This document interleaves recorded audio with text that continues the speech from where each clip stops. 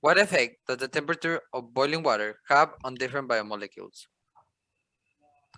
We decided to see the effects of heat in different biomolecules since we wanted to remember topics from our past biology classes. The materials that we use for this experiment are an egg, one potato, one sausage, one butter, one pork fat, one pasta, a pot, water, and a spoon.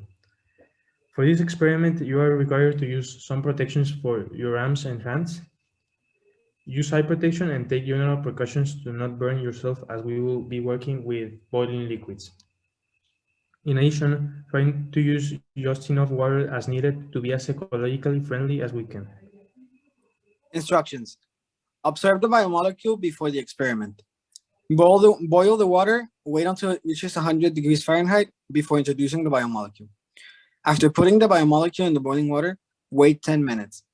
After the 10 minutes have passed, look if the biomolecule still remains with a shape. If yes, proceed to remove from the boiling water. Observe the biomolecule after the experiment. Repeat the process with the other biomolecules. In this, we have the example of a potato, which was hard. Then we introduced it in the boiling water, and afterwards it became soft.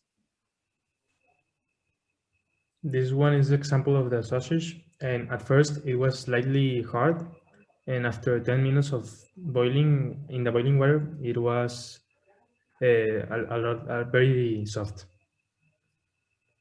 And here we have the example of the egg, which at the beginning it was a semi-liquid, and at the end it was completely soft. For the biomolecules, for the pasta before the experiment was completely solid, during it was slightly softened, and afterwards was moldable solid. For the pork lard, it at first was moldable solid, during the experiment was half dissolved, and after the experiment it was completely dissolved. And lastly, for the biomolecule of butter, before the experiment was moldable solid, during the experiment was half dissolved, and afterwards was completely dissolved. For the results and conclusion, we observed that many of our hypotheses were correct.